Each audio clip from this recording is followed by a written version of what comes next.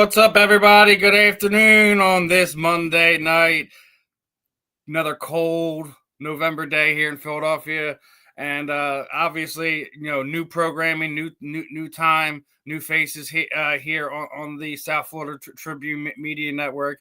And this is J&S's Philadelphia Sports Stop. He is Jay, as in our good friend here, Mr. Justin Fiorillo. I am S. Anyone who's been on this network long enough knows my ugly mug.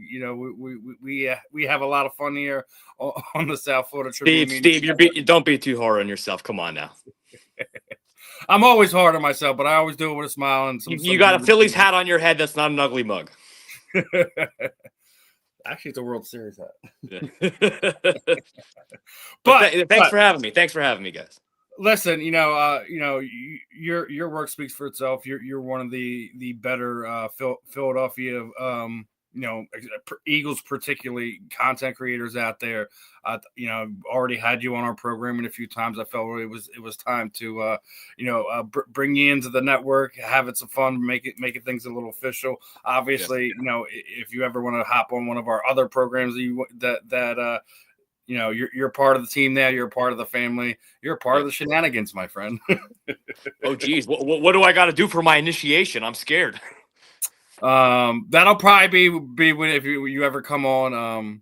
If you ever come on Tuesday nights for Inside the Pigskin, it's nuts. Okay. I'll keep that in mind. I'll check my schedule, Steve, on that one. That one, it's normally what? It's Scott, Candy, Shanahan's on it. Oh, cool. We have Tom Shanahan. He's a writer, author. So gotcha. He always gives us some insights. We do a lot of college football on there, especially because we got Mel Farr Jr. on there, our former Lions running back and UCLA alum there. We have Marvin Powell on there, obviously. The Trojan alumni, former Saint there, and obviously Ben Hobson whenever he can, because he does his nonprofits on that Tuesday night. So sometimes it's there, sometimes it's not. Sometimes we almost have like 7-8 people on there, and it's where we play the counting game to see if we can get through it, and there's always fun stuff. Not enough little boxes on the TV screen for you. Yeah, man. So I mean, it is fun, but I mean that's kind of the idea with this.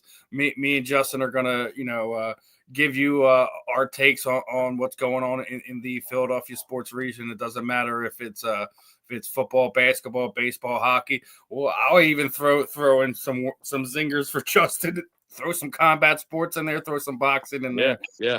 The Sweet Science is no stranger to the Philadelphia area, so we're gonna do whatever. I mean, even and Justin does a lot of stuff. He goes to a lot of the events in the area as well. So he will also be our guide into some of the stuff going on in the area that letting the people know, like, hey, said players having a fundraiser, doing this, that, and the third. He's always there 9 times out of 10. So.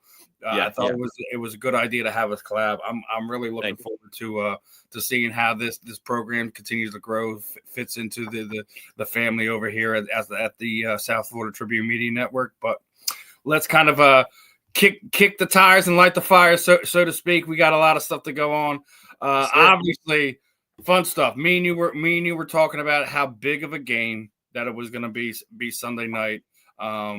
We are now officially 3-0 against that really, really tough NFC North. Yep, we only got one more to go to sweep that out. I thought it was funny. I don't know if you've seen it. Did you see that the Bears were kind of being our brothers in arms, so to speak? Well, it's funny. Yeah, I did see that, Steve, because we beat everybody in their division and they beat everybody in our division. And it's funny because we're going to play the Bears actually in a few weeks on Black Friday. It's just kind of funny, but we've created this alliance together out of nowhere. Where I appreciate you, Bears. Thank you. Yeah, they love us now, but in about 2 weeks, they're gonna hate us again. yeah, because they ain't winning that game. Let's start right there. They're not. I'm gonna kick it off with this, man. That defense getting getting Jalen Phillips is I think is going to be one of Howie's better moves. I know we're only 2 games in, but just seeing what he did to Panay Sewell last night, give that man his contract. Get him a 2-year, 3-year deal, whatever. He's still a young kid. Hopefully, we can keep him healthy. But getting Nolan Smith back, getting Brandon Graham back. Jalix Hunt has been a possessed man the last 3 weeks. So he's like the most underrated player in the NFL, in my opinion. I mean, Jalix Hunt is balling this year. Yeah, he is. He's really shown up the last. He was almost non-existent, those first 7 games or so. Yeah. But he's starting to kind of find his own. And he was basically a guy that was just, a situational pass rusher last season. Right. He, with the injuries, the retirements, Sweaty signing out there in Arizona.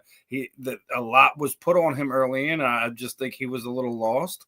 But I think he's find his thing. And I think the other thing that people aren't really talking about, I think is a major reason why this defense is playing the way it is. Nakobe Dean's back. Nothing against Jahad Campbell in any way, shape, or form. He's going to be a monster for us. But I think we are so deep at all 3 levels of this team right now. And, as I was talking about last week when we were talking about Jair Alexander walking away, we still have depth there. And the other thing is that Dory Jackson is kind of what did Vic Fangio call him, a survivor. And I think he survived the nuances of being picked on earlier this season.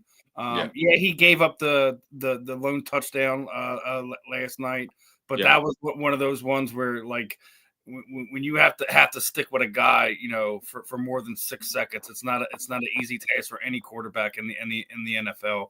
And that Lions defense, that Lions offense is no joke. I mean, Jahmyr Gibbs is a scary mofo. He reminds me of like Darren Sproles type player that can burn you. In between the tackles, but he can also burn you at the backfield, and that's exactly what he did to us last night. Thankfully, they kept him out of the end zone and kind of mitigated where he hurt us. But having Dean back there, having that championship defense, that's all you can really say about what we've seen the last 2 weeks. And the graphic speaks for itself. Allowing basically 16 points to 2 of the better teams in the NFC North is not anything. It's funny, Steve. Remember before this stretch how everyone was like, "Oh, they could go 0-2, or they're probably going to split. They're going to go 1-1," and all the pundits were saying this and they were saying that. But it's like everybody. Remember when they said at the beginning of the season we were going to go 1-3? Remember that, right? Yeah. I mean, there you go. Yeah, that's Philadelphia for you. But I mean, everybody thinks they can beat the Eagles until it's time to beat the Eagles. You know what I mean? And then when it's actually time to beat the Eagles, they fold. You name the team. I mean, obviously we had a few losses this year, but like the Rams are supposed to beat us, right? And they almost did, but they didn't. Okay. The Lions are supposed to beat us. We were supposed to face them all last year. We never did. But hey, we faced them last night. Didn't happen. We beat the Packers. We beat the Kansas City Chiefs again. We beat Tampa Bay. I mean, all these teams that are supposed to beat us, we beat. Case closed. Absolutely. But I mean, it's this defense is really carrying us, and everyone's sitting there say I think every year, regardless if you're a championship caliber team or not, like every year you redefine what is the main characteristic of your team. And this is a defensive team right now. Let's be fair. I mean, obviously you have all those big names there on offense, but that defense is playing lights out. Jordan Davis is really coming into his own as a professional football player. 3 batted passes. He was had some big stops in the run game as well. He's really stepped it up this season. And Jalen Carter probably played his best game of the season last night against the Detroit Lions as well. So I mean, listen, it was a good night for the defense. we will address the offense. Fans, do not worry about that. I got plenty of venom for. There's not a whole lot to address, man. What are you talking about? But before I get into that, I'm going to address the elephant in the room first and foremost, right? Obviously, ended in a way that no one wants it to end. Like fan, player, whatever. You don't want it to end on a questionable flag. Correct. In my opinion, that flag was a makeup for some of the stuff that happened to us earlier in the game. I don't agree with that. I do think it was a little ticky. He grabbed his arm. The end. Yeah. You could have called you, but that's not something you typically call in that spot because you let him play through it. So I get why. Look, I agree with you. It worked out for us, but I agree. And it's something we've talked about on this platform before. Like when I was talking to Marvin about it, when we talked about some of the stuff a few weeks ago, we've all been on the other end of it. We've been on it where it burns us. We've been on it where it benefits us, and it's just something you're going to have to deal with. There's a lot of stuff that goes on that calls, and I've been very, very tough on all of the umpires, referees, etc. Through all the sports right now. I think the NBA referees have always been consistently terrible. I think Major League Baseball umpires are probably gonna be happy they don't have to deal with angry hitters and managers when it comes to the ABS system is going to be implemented next season. So it's there's a lot to be said, and I think Adam Thielen said it this week. He said that a lot of the referees are fanboys. They're not full-time guys. They want to take pictures with the players and do this. I'm not necessarily going that far with it, but I do think that you need to have these guys paid to be it so you can hold these guys accountable. Like it's not their side job, it's their main job. Yeah. I do think you need to do that and just be better at it. Because even the explanation for it from last night, obviously, he's just going through why he called it, what he saw, basically everything I just said. He's seen him grab his arm as he was in the process of trying to make the catch and impeded him from doing it. That's why he called it. Again, I 9 times out of 10, I'm going to tell you, I don't want that call. I don't want that call because I don't want to call against our guys going the other way either way. It's very ticky-tacky. Yeah, very ticky-tacky. But there's a couple. I think it's funny. Everyone's talking about this, right? Everyone's talking about the play at the end of the game. Well, I want to talk about some of the stuff that happened during the game that was terrible calls going the other way, and we're going to talk about this one right here on the tush push. That Steen gets called for a false start when. I don't know if you can see it, but I can clearly see it from here. There is a Detroit Lions player in the neutral zone. So Steen probably should not have done anything. But at the same time, that's where Steen was about to put his hand. So right, you have a Lions player in the neutrals. I got it. Yeah. So we get called for the false start there. All right. Whatever. We knew it was going to happen because there's a lot of times where we actually have false started and it hasn't been called. Yeah. But this is the reason why I think A.J. Brown got the gift because we had a play. Barkley broke off. I think it was like a 12 or 13 yard run, on the outside hash. Then I see a flag coming. I thought it was holding, but then I see we get called for low block where basically, A.J. Brown stumbles, falls, hits the Lions defender low, gets called for a penalty that should have never been called. Let's be honest. And like I said, I thought the officiating was terrible on all ends last night. And we've had a couple of games like that this season too. It's not just been this game, I feel like. And it's not just those ones. Like it's not just the tush push play. Some of the taunting calls that have been called either for us or against us, or it's been absolutely terrible. Yeah. And none of them were actually so soft. Yeah, so soft. The no fun league, whatever you want to call it. Yeah. And the unsportsmanlike conduct last night helped us. Helped us in the overall how the game played because it took a point off the board. All I know is come playoff time, Jalen Carter, please be on your best behavior. That's all I'll say. Listen, you got BG back in the locker room. I think that makes a difference. Yeah, it does, and that's why I thought that Zaire Smith was going to be a good pickup because you had that adult in the room, so to speak. So, well, too much of an adult. He retired. Listen, I think what he felt he had more in the tank, and I think seeing how they play, the accountability, he knew he wasn't going to be able to hide and take plays off. Not in this city, not with this team, not with them players. So, right. and I thought he looked well in what it is, but I think giving up that third round picks to get Jalen Phillips is absolutely going to pay off. He had Panay Sewell's number last night in multiple different plays. They had one where, because I don't know if you've seen it, the way that Vic has been playing him, he also has him pull back in coverage, so they don't know if he's rushing or not. And I think he caught Sewell when they had that fourth down in the red zone. Yeah. When him and Hunt basically cut Jared Goff in half, so to speak. Yeah, and they're still sewing them back together. Yeah, but we talked about it's one of the things I've talked about. Like, I don't think I got a chance to talk about you when we did the fan in the end this week. But if you go after Jared Goff, he's not the same guy. Yeah. If you play coverage with him, he finds ways and he picks you apart. And I'm going to say it again. I don't want to ever hear Panay Sewell's the best tackle in football anymore. Not after last night. No.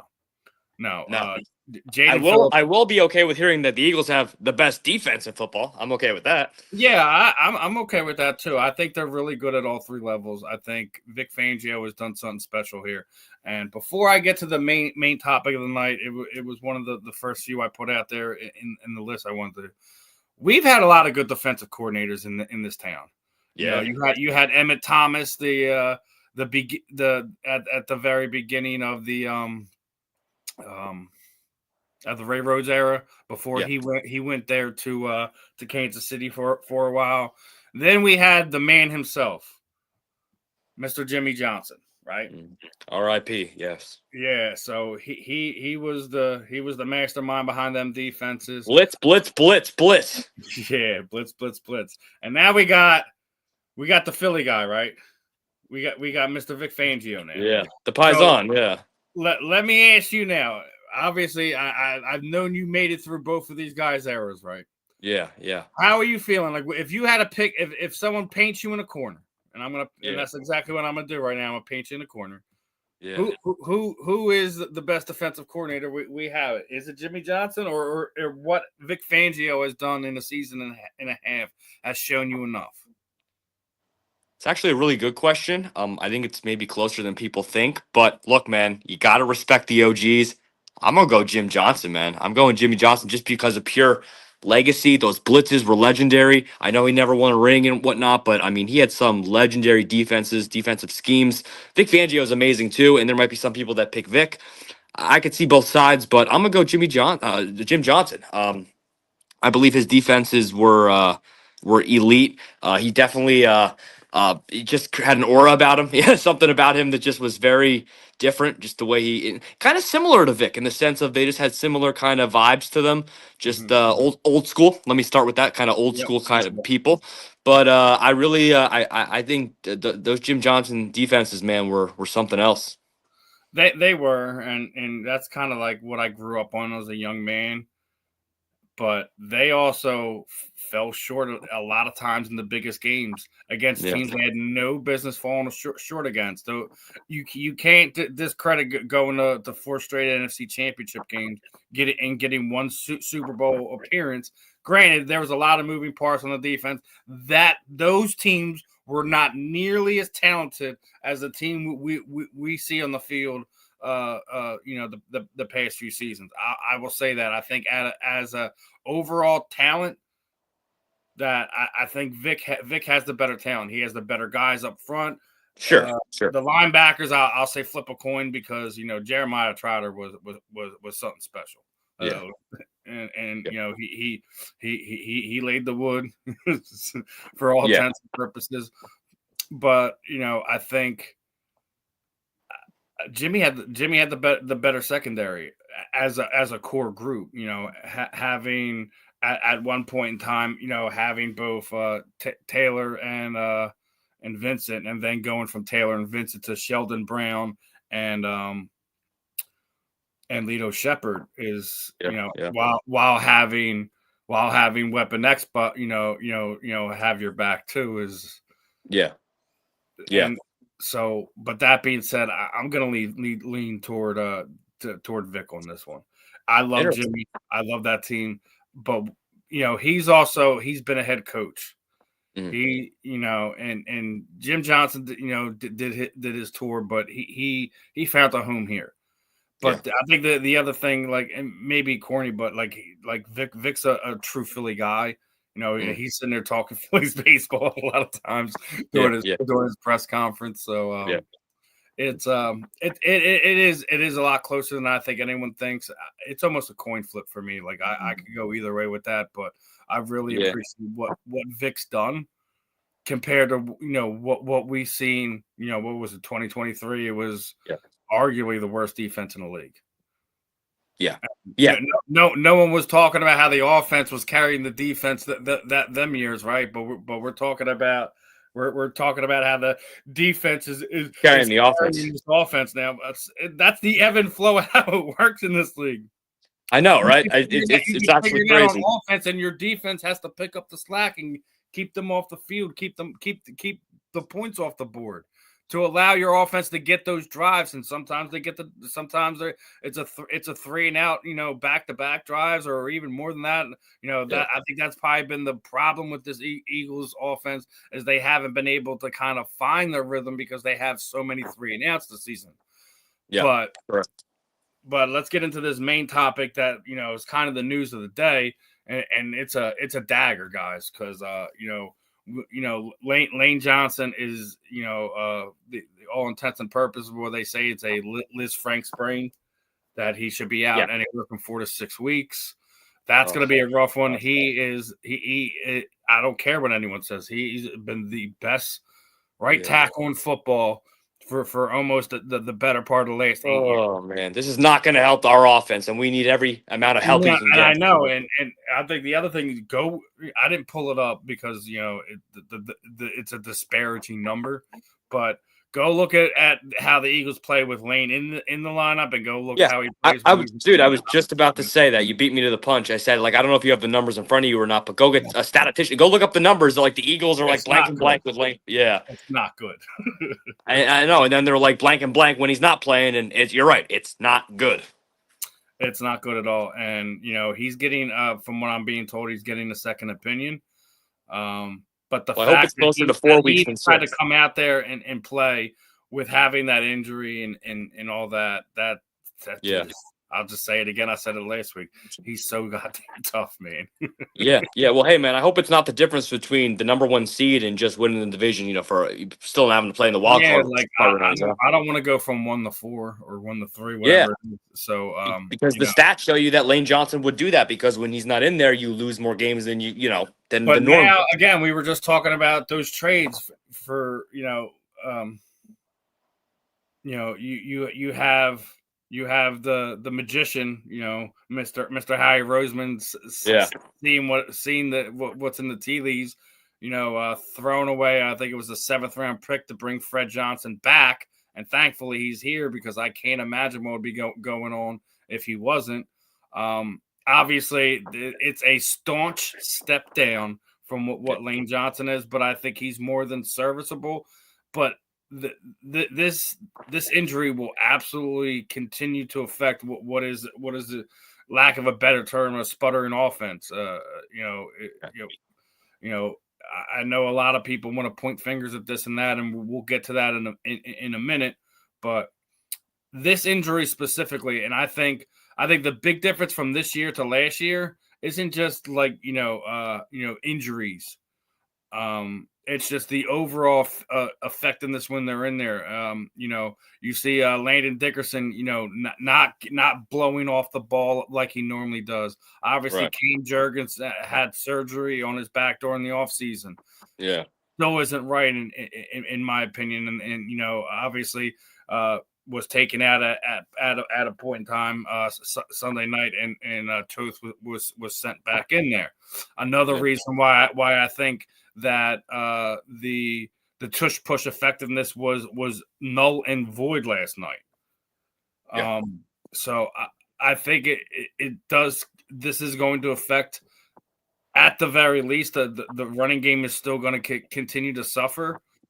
But I think that at this point in time, Jalen Hurts, Nick Sirianni, and Kevin Fiorillo need to sit down and figure out a way to be better.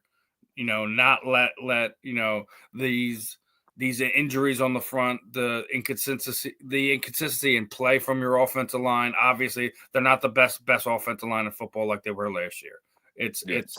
I don't even think I'd put them in the top 10 this year. Regardless if you still have Jordan Mailata and Landon Dickerson out there.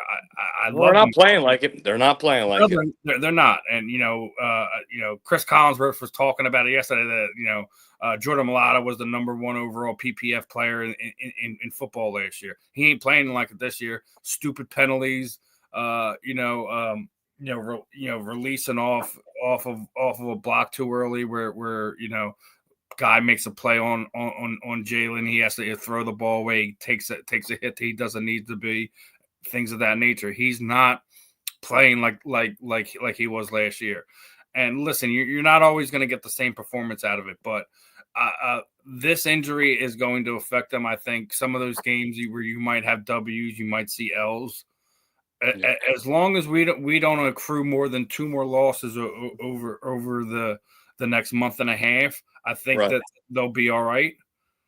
But I mean, there is no margin for error right now. The Rams are firing on all cylinders. They're they got 12 of them right now.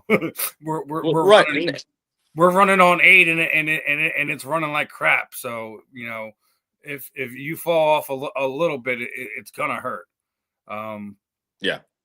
Yeah, you're right. And the NFC is so deep too; it's loaded. So it's like even if we beat all these teams in the NFC and we know we're better than all of them, if just like the wins and losses don't match up and the math doesn't work out, and the math doesn't math, and we lose a game more than we should on the way out, like we're not going to get that number 1 seed. We're not going to be where we want to be, and that's not our goal. Is just obvious. We have an obvious goal right now. Is just the 1 seed, get the home field, path through Philly, make a run again. Take it one game at a time. But that's our obvious goal is go for that 1 seed. Yeah, I mean let's look at it right now. It's when you look at close. The top of that, it's close. And I'm so shocked the Bears are doing so good, man. I can't believe that. There's only a game. There's only a game separating all of us, basically. Yeah. And I mean, look at that. Look at all the I mean, but besides the Seahawks, like we're facing, like we're gonna face all those teams. We already did. I mean, except the Bears we're gonna face, and that Bears game on Black Friday, coming up is going to be huge. It's gonna be huge. And it's in Chicago, if I remember. No, it's here. It's in Philly, but still, obviously should win the game, but. The Bears, that's why, when you first showed that graphic, I was like, well, I'm so shocked, like, to see the Bears at 7-3. I'm not. Listen, they were on my list at the beginning of the season. One, because of the coaching change, right? I think that's another reason why Detroit hasn't been as good this year. Listen, they're still averaging 30+ points a game. They're the only team over the last 3 years that have been averaging around that. But bringing Johnson there, they completely revamped that offensive line during the offseason. Yeah, you bring in Joe Thinney from Kansas City. I believe they brought in another guy from San Diego. They wound up replacing him with our big guard that took a big contract to go out there in Mekhi Becton. So I'm not surprised, but. The other thing is Chauncey Gardner-Johnson's on that defense too, and he is giving them a real spark over the last few weeks. I think his first game he had 2 sacks and a forced fumble. So I mean, he's the gift that keeps on giving, man. Chauncey Gardner-Johnson, because he just keeps going to all these teams, but he low key's productive everywhere he goes. It's kind of funny. I think his thing is he wants to go after the quarterback. He wants to go into the box and go after the quarterback. Where Vic in this defense typically sends the linebackers, not the safety. Yeah. And I think that's where the real rift came from. He was saying he was consistently saying some nonsense on social media. Well, so is AJ Brown. Yeah. And we'll get to AJ in a minute, but I think in reality it was more of a scheme thing. What CJ wanted to do and what Vic's overall goal was for that defense wasn't matching up, and that's why he truly was traded. It wasn't the fact that he wasn't loved in here. It was the fact that he absolutely wanted to do X, and Vic wasn't down for it. Right. Yeah, and I mean, Vic is Vic, man. He has a system. He does have a system, and I just don't think CJ was fitting it. CJ had his two best seasons of his career right here in Philadelphia. Yeah. I do think that he will continue to produce and be a big part of that Bears defense. Obviously they're not going to be the monsters of the Midway and repeat what they did in '85 anytime soon. But he gives them a heartbeat on defense where I felt they were heartless the last few years. So I think that revamping the offensive line, Williams is going to be all right there. He's probably gonna not like when he comes here to Philadelphia in a few weeks. But listen, I had the Bears as being a team that was going to make the playoffs. I felt that Minnesota would fall off this year. I'm looking right so far. My other crazy one was I didn't think Kansas City was going to make the playoffs. That's looking oddly very right because I mean oddly because that's such a bold prediction. I mean nobody would have really thought that, They didn't do anything in the offseason, dude.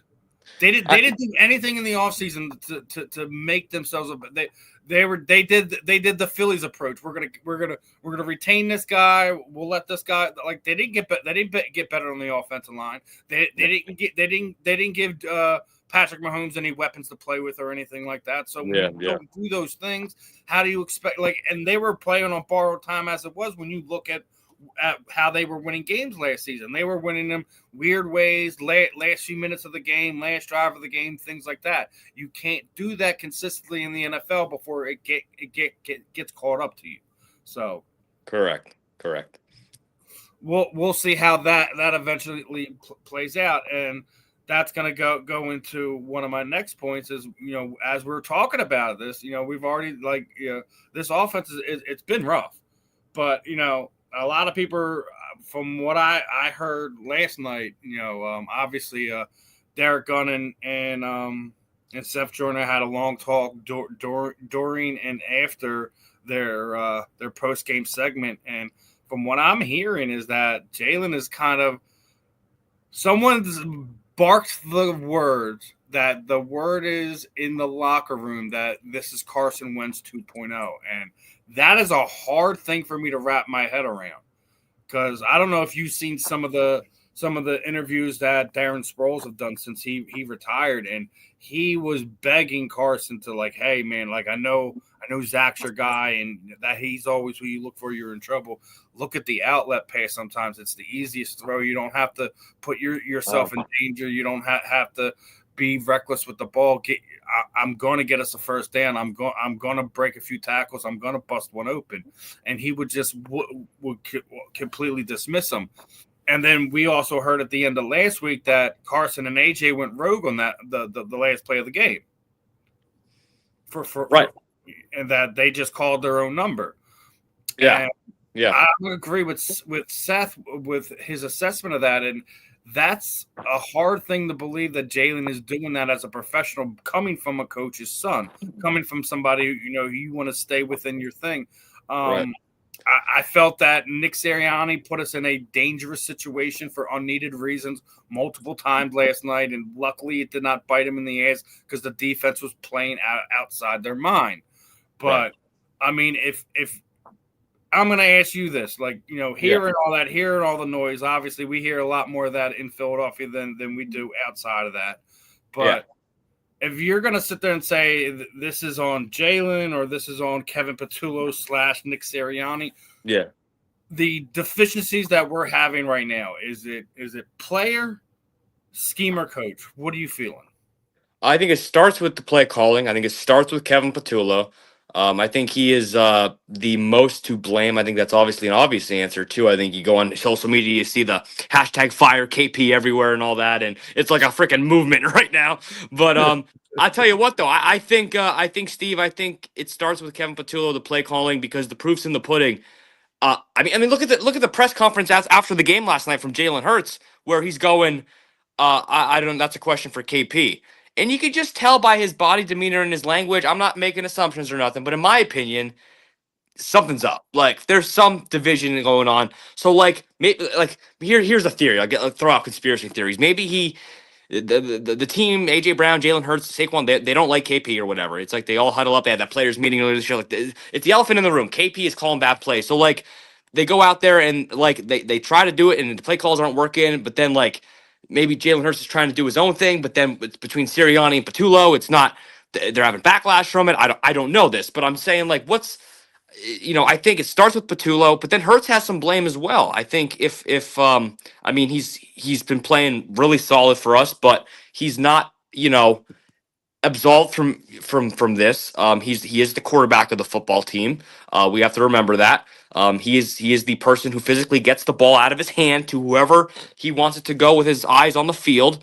So I think he's not absolved from this, but it starts with the play calling. Jalen Hurts has a bit to blame at moments, but overall he's been really solid, I think. And Sirianni, I guess, has some, because if Sirianni is this offensive mind, then he should kind of have the power to almost overrule Kevin Patullo. He is still the head football coach, you know? I mean, I know we always like Kevin Patullo, Kevin Patullo, Kevin Patullo, but it's like when you think of the Chiefs, you just think of Andy Reid and Andy Reid schemes, and like he has these offensive coordinators come in and whatnot, but like you don't think so much of it, like we're thinking of an offensive coordinator right now with Patullo. I think it's a little bit of both, kind of like what you said. I think it absolutely Kevin Patullo should not be a play caller. I think he might be one and done as his opportunity as an offensive coordinator. I know people are, bring Brian Daboll in and this, that, and the third. After hearing what he just put Mike Kafka through, I don't think I want him in the building. Yeah. I'm not thinking. I don't think Brian Daboll is the answer. No, but you do need to bring somebody in that maybe he's already had his run in the NFL as a head coach, etc., where he's going to be here for a few years. Because I'm going to pull this graphic up that I'm sure everyone has seen at this point in time. This has been literally the last 9 years of Jalen Hurts' life. He's had a different offensive play caller every season. The only one that he had for more than one season was Shane Steichen. The best one. And that was only because he took the play calling duties away from Sirianni midway through that first year. So, yeah. It's rough, but I think he can't go rogue. They need to be on. They need to be on the same play. And I think the other thing is I don't think they're getting set up to the line like they were. And like if you look what made them special is a lot of times they had those big runs or those big explosive plays.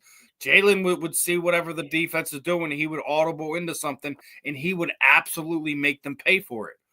Obviously there was a point in time he did that last night, but overthrew Saquon Barkley, which probably would have been a touchdown. But right. I think it's a little bit of each of it. I think Kevin Patullo won't be back after next season, and if Jalen is the guy that we all think and say he is, and how he looks most of the time, then you need to give him somebody that is going to be on the same page with them, that they have the same mindset, thinking wise, and he's going to be here through the remainder of Jalen's contract. Correct. No more of these one and done type guys. Maybe find someone in college who didn't exactly work out at his last head coaching job there, and he's trying to rebuild his name here in Philadelphia. Like you can't get somebody that's going to be going in the season. We cannot have that anymore. We played that route. It's been done. We've beaten this horse to death. to beat it no more. Yeah, well, let me ask you if I have time for a quick question, Steve. Yeah, Would you? absolutely. Yeah, like, do you what are your thoughts on if the Eagles did this? I mean, it's kind of late now, and if you think they would do something like this, it'd probably be before the trade deadline. But like, what if they management like got or coaching got rid of Kevin Patullo right now? And like, do you think that would be a wise decision? Like, there could be a spark, and some guy on the staff can come in and whoa, this team is like no more KP. You know, the big bad witch is gone right now, so like we can get this offense rolling, and they go on a Well, run. I, Or do you think that's going to cause like, okay, let's just roll with them and just pray to God it gets better? the only way I think that would be a good idea if we still had our bye coming up. We already just had our bye, so I think that's an issue. I do think that could potentially give a spark. The question is, who do you put in there? I don't want to put another guy in there that's already on this coaching staff, and I think the only guy that is available that could potentially do something like that, Right.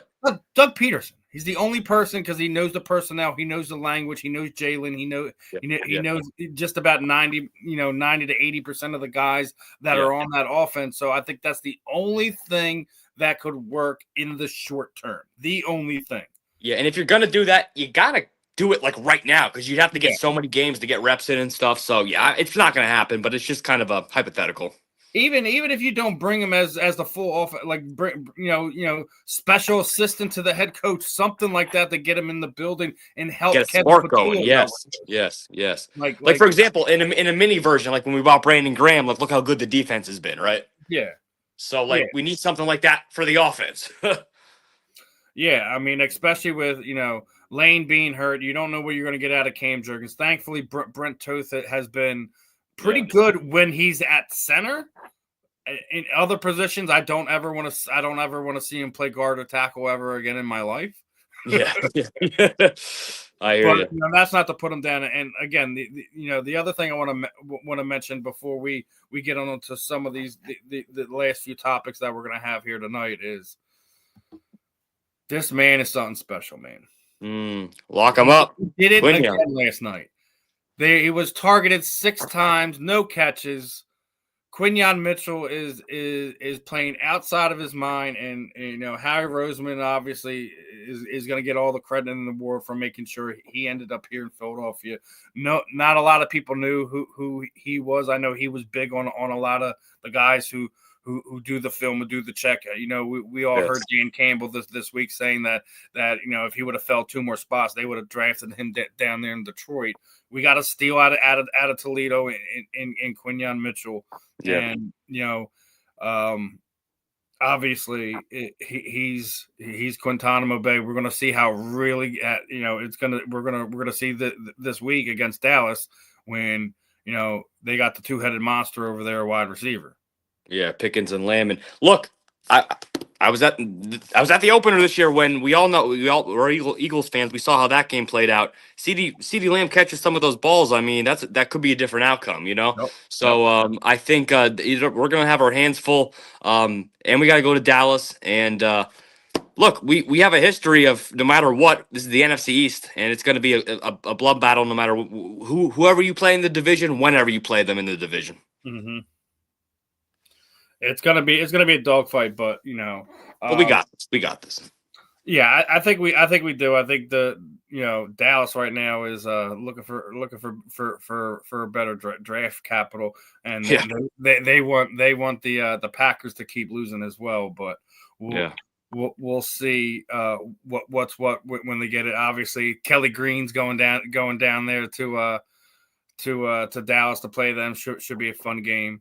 Everyone wants to talk about how good Dak Prescott is against us. We'll see what happens Sunday afternoon, but I like our chances going down there. I don't think that Dallas has the swagger they need. Maybe they want to play upsetter and try to knock the champs off. We'll see what happens, but I don't think it's running away. But hopefully, 2 weeks in a row of regressing back into this terribleness, so they'll snap out of it with playing that vaunted Cowboys defense because it's been Swiss cheese this year for them. I'm pretty sure me or you, Steve, could go for like $180 and like 2 TDs against that Cowboys defense. I think they all could eat. It doesn't matter where they go with this. but I think they all could eat. But I want to get into some of these other topics as we got down to like the last 15 minutes or so here. I want to get your thoughts on this one. Obviously, I want to switch it off to some baseball. Okay. Now we have a handful of guys that we need to bring back, right? And there's not that we know our owner wants to kind of shake things up a little bit.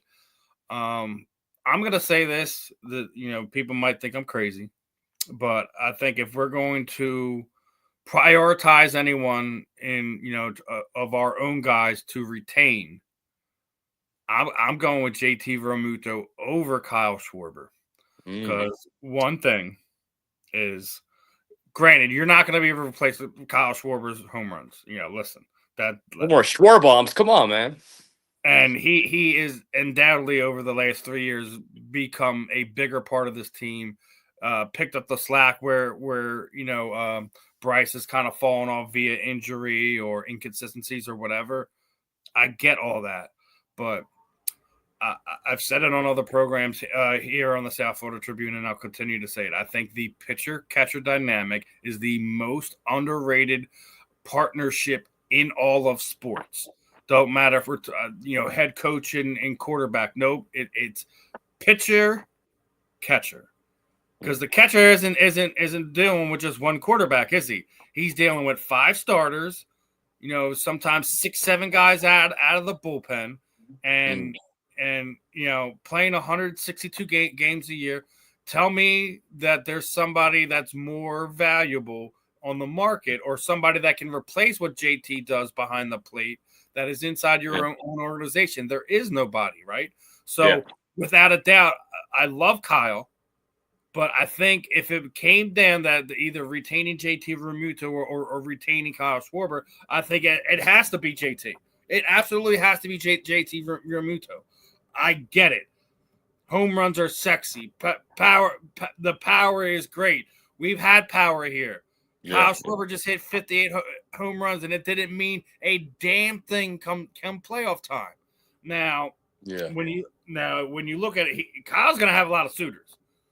He's going to have a lot of suitors. It doesn't matter if he goes to Yankees, Mets, Rangers. I think if he winds up anywhere, it might either be Cincinnati or San Diego, because San Diego wants to kind of keep pace out there with the Dodgers and the Diamondbacks and things of that nature. But I mean, when you look at the free agent list, there's nobody that's going to replace JT Realmuto. Now, obviously, Ranger Suarez is still another guy that you're probably going to have to bring in. And I already said that you should probably have signed him last year. But you already signed Aaron Nola to a ridiculous contract, where I think puts you in a pinch. And I thought they should have traded him at the trade deadline. You still have Taijuan Walker. You still have young arms that, in Painter in the organization. And also in the organization, you still have Crawford, who's been waiting for an opportunity to come up. The other side of that is that the rumor is they're going to free up money and they're going to trade a Nick Castellanos. I believe if you trade Nick Castellanos, it might give you enough to bring 2 of those 3 back. But if I'm prioritizing anyone, me personally, it's JT Realmuto. I get it. He hasn't had the power numbers, bat numbers, etc. I don't think that means anything to me. What he does behind the plate is way, way, way more valuable than runs and RBIs. That's a great take. I'll tell you this. You made a great argument about the pitcher-catcher relationship, and I think JT's been amazing for us in that aspect, and how it's hard to replace. I guess my counter argument would be, because I think it's close in my opinion. I'm kind of even on it, but I guess I'm going to go with Schwarber, because my counter question would be, how do you replace all the home run production that Schwarber gives you? And I know it's I understand you showed me the free agents list, and there's no free agents for any catchers. I guess that's the obvious answer, but as much as JT's homegrown kind of now to us and familiar with our system in Philly, I feel like Schwarber is kind of Schwarbombs and the whole 9 yards. He's kind of become settled in as well with the culture and everything here as well. So I guess and also the home runs and the numbers too. I mean, he definitely has a lot of production, I guess, with the deep ball. I get it, and runs are hard to come by. But listen, you don't have anyone in the organization that's going to replace him. Yep. There's no one in the free agent, out there that's going to do it, unless when you trade or potentially trade a Nick Castellanos, you can go get yourself one.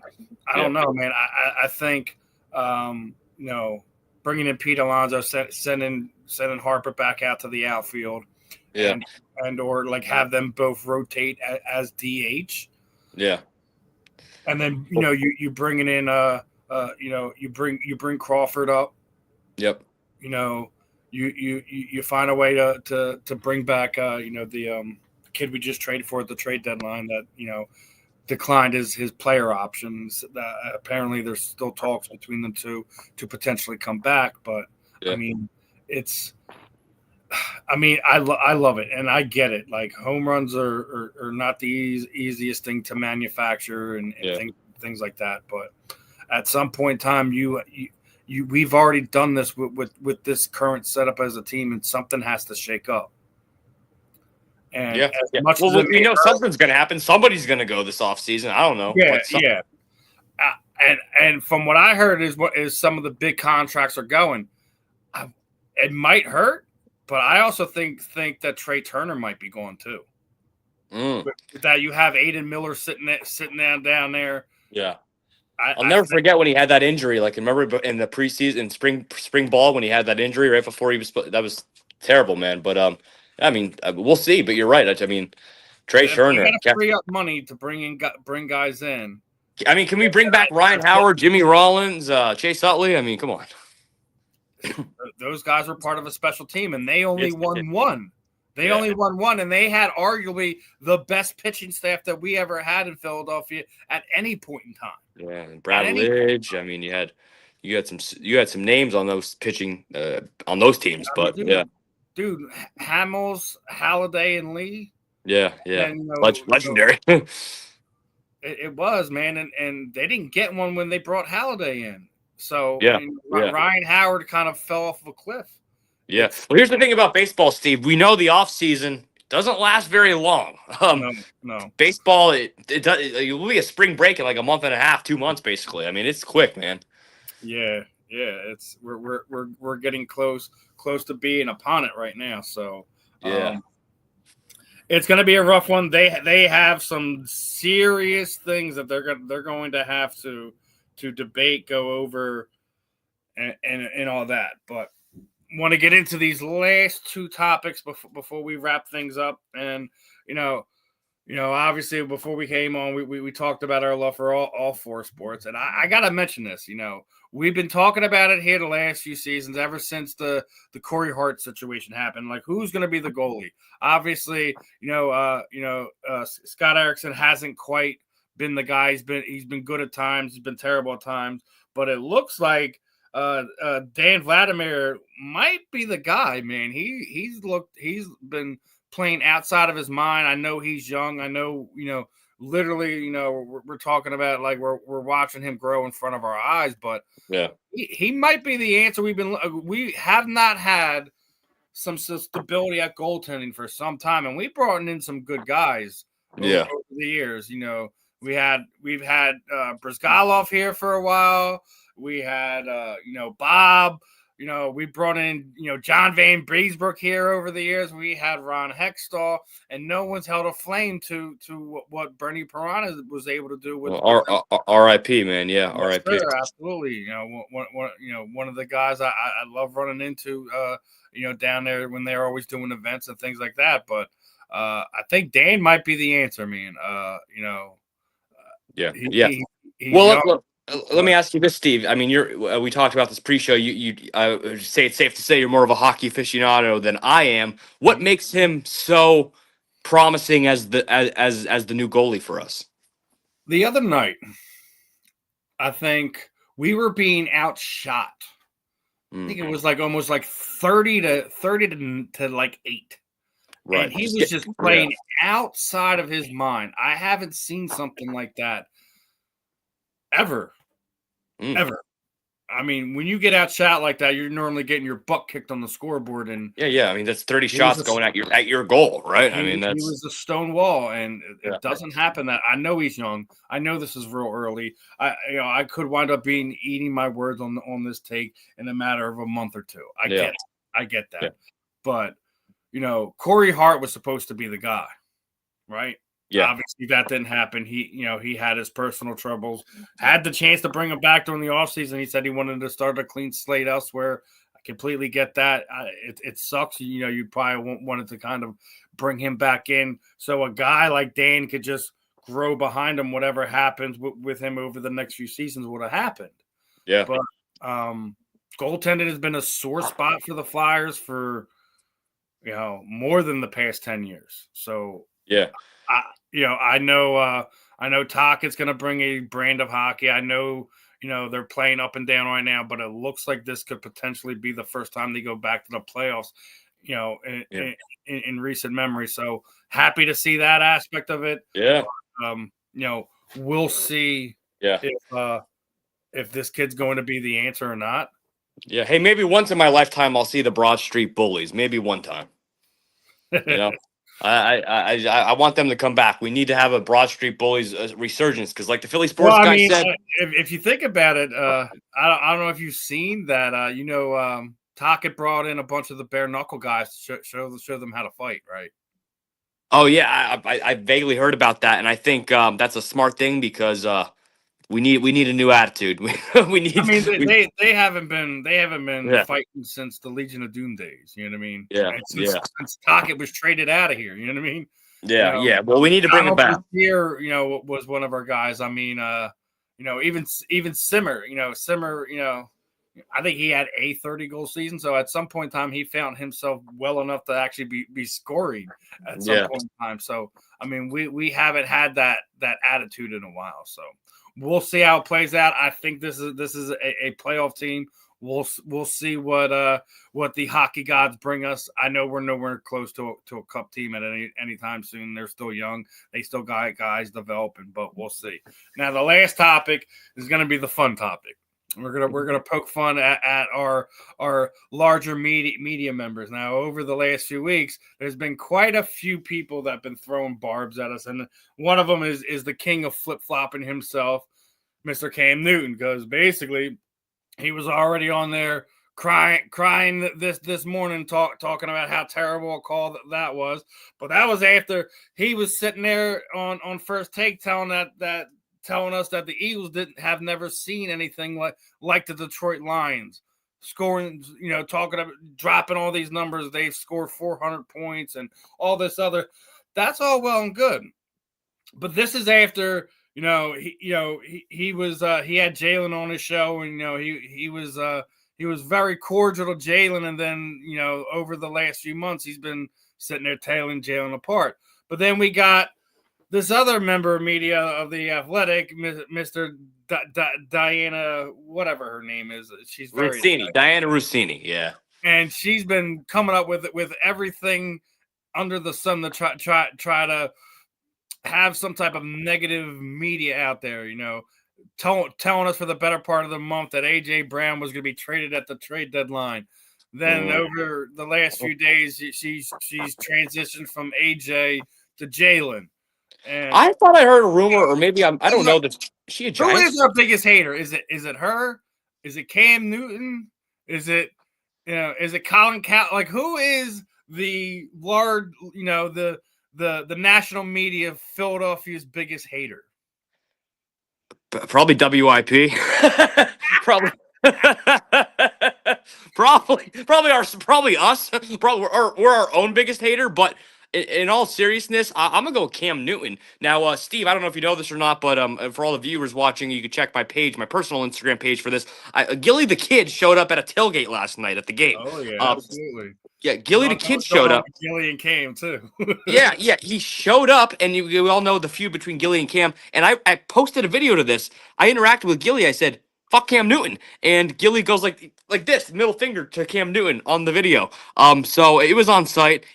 screw Cam Newton. I think you could smell the bias through the screen when you watch him talk. I mean, he's so jealous. He should have dove on that fumble in the Super Bowl 50. I think I go Cam Newton. That Diana Rossini, I thought I heard a rumor. I mean, I don't know.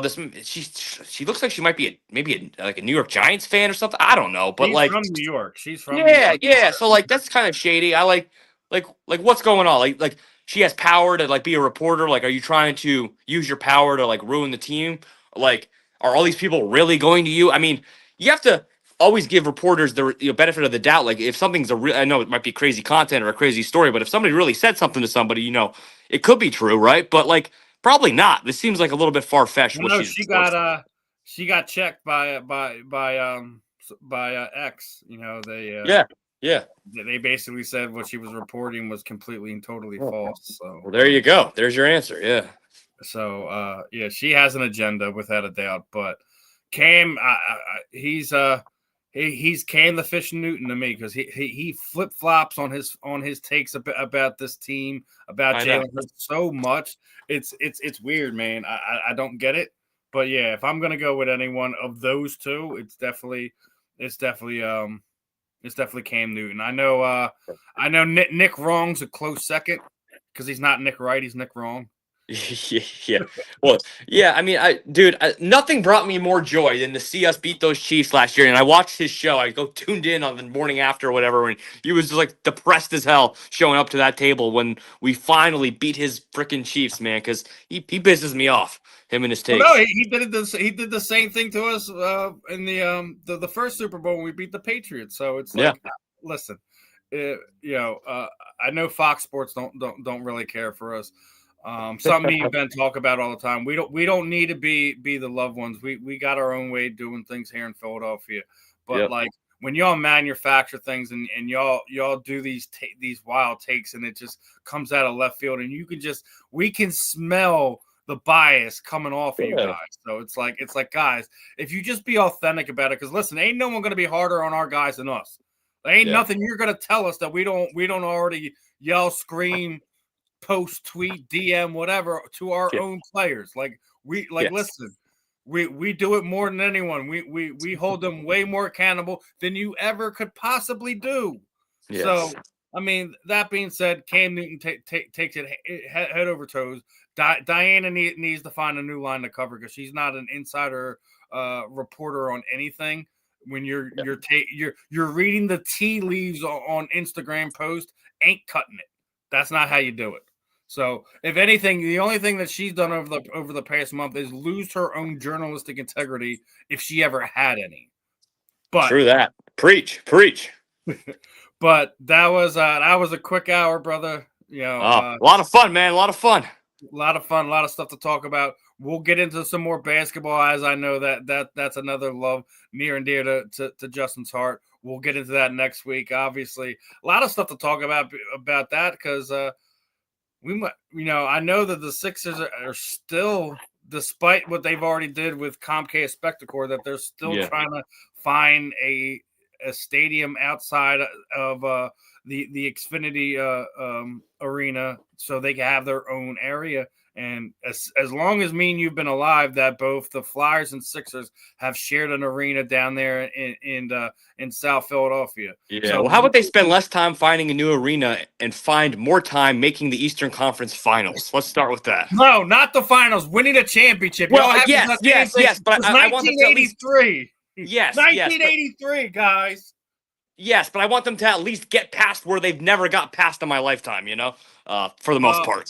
On that being said, Paul George returns back to the lineup tonight. So he's not doing a podcast? Okay. I'm not going to hate on him for doing a podcast. No. They call him, they used to be Playoff P, now they call him Podcast P. You ever see that? I don't want Playoff P. I want World Champion P. Yeah, I want World Champion healthy Joel Embiid, too. But we'll see. Anna Maxey and VJ coming up. That'll be an argument for next week that we'll get into. A fun one tonight. As always, it's going to be Go Birds here on the J&S Philly Sports Stop here on the South Florida Tribune. We're going to bring it to you as much as we can. Obviously, we'll be as consistent as we can. Try to get you guys some stuff every week. We pop on for 20 minutes, 30 minutes, an hour, however it tends to be. Obviously, a little bit over an hour today. Lots of stuff we went into. Lots of stuff we didn't even really get into. We didn't even really address some of the stuff with AJ Brown because there was still more stuff to address on what happened this week. But yeah, we got plenty of time for that. A lot more time left in the season. Well over a month and a half to go before we get to January playoff time. But a lot can happen between now and then. We're going to continue to have fun on here. Justin, final thoughts, and let everyone know where they can find you on the various social media platforms. Well, appreciate all of y'all tapping in. Thank you, Steve, and for coming up with this idea and for making me his co-host, and appreciate the opportunity. I'm on Instagram, Justin _ my last name Fiorillo right there. 94 is my Instagram handle, and I'm on YouTube as the Eagles Wingman. A little bit of a pun there, but you see some of the best behind the scenes content from a fan's perspective. I go to all. I've been to every home game this season. I go to a lot of signings, go to events. I'm actually going to be with Landon Dickerson tomorrow. Hey, this is a free event for the public out there. Art history. Art history, 6 to 8 p.m. tomorrow, 6 to 8 p.m.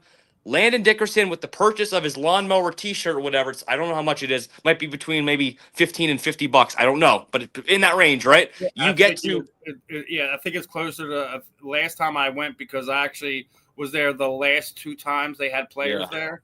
I did the Hollis Thomas shirt that he did. I did the Jeremiah Trotter shirt. He actually had Brian Westbrook there about 3 years ago. Wow. Jay does a lot of stuff with the players, and awesome to see Landon get his own signature tee through art history. Yeah, and Jay's been a guy in the area for well over the last 10 years. Happy that he's got the new spot for anyone that's been to it. It's not the old spot on there, kind of like a block and a half down, still on Frankfurt Ave, right around Cotman Avenue area. So guys, girls, if you're in the area, go check out the shirt. It should be, I believe, anywhere from $30 to $50. Like what there you go. And you get a picture. You get to meet an Eagles player, pretty darn good one too. And that's just to wrap it up. It's kind of what I do on my pages. I go to these signings, events, from a fan's perspective, have some fun and create some content. It's always fun to learn something from Justin's page. So guys, if you're not always on social media and missing some of the stuff, sometimes just hit up Justin's page and give you some ideas on where to go, what's going on in the tri-state area, especially with our Eagles. But like I said, we're gonna try to cover anything that's going on in Philadelphia. While we're here on the J&S Philadelphia Sports Stop. Yes, it was a fun pilot episode here on the South Florida Tribune Media Network. Guys, you already know where to follow me. Just type in my name. Should be real easy to find me. Facebook, Instagram. It's Philly. Philly centric, obviously, but I do a lot of combat sports stuff. We will have an interview around 10:30 tonight with one of our BKFC fighters who fought at Knucklemania this past January, February, and make sure you guys are staying locked in. We're getting closer to 1 million views. I think we're 108K views away from 1 million. When I got here back in May, we only had 64,000 views on our YouTube channel. So we have grown exponentially in less than a year. We're going to continue to do that. We're going to continue to have fun. We're going to continue to give you great content, great interviews. Obviously, the Ricky Waters interview was about a week ago today. That it's aired. We're going to have some fun in the month of December. Both, I think, Vince and Vinny Papali should be joining us at some time in December. That should be fun. I believe Vinny just had a signing two days ago. think he's studied to one of the. So 15th. I actually didn't because I was at my seat inside the stadium. But Vince, I saw on social media was at the game yesterday. He was doing signings in like the alumni pavilion, I think. Yeah. Yeah. But how about that? And that's awesome. You guys, and yeah, I mean, you guys, all the viewers know, or if you don't know, Steve, and when he's with himself or with his colleagues like Ben and whatnot, he gets a lot of big names on his show and whatnot. You get a lot, Ricky Waters, Vince Papali, a lot of fighting names and whatnot. So, keep that up as well. Very engaging, interesting content. Yeah, we got another further interview planned for Wednesday, but I'm gonna wait till either Tuesday night or whatever to announce it. Again, we try to do whatever. I say it like this: there's no interview too big, too small.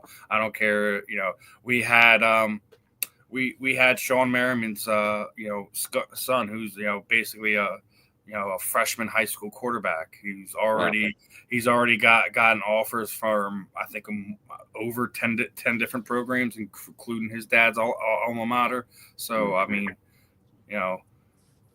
as Ben called him, that's gonna be bright lights Merriman, since his dad was lights out. Yeah. Hey, you got some tough shoes to fill, man. He was a great player. Oh man. Yeah. Different positions, but still great player. Yeah. We had fun when we had Justin on, so it was definitely a fun one. But we're gonna continue to have fun here on the J&S Philly Sports Stop and all the programming here on the South Florida Tribune.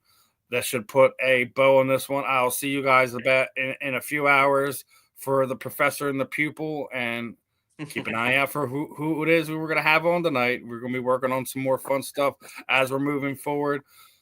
He's Justin. I'm Steve. This was another episode of J&S Philly Sports Stop. Catch you next week, fans. Peace out.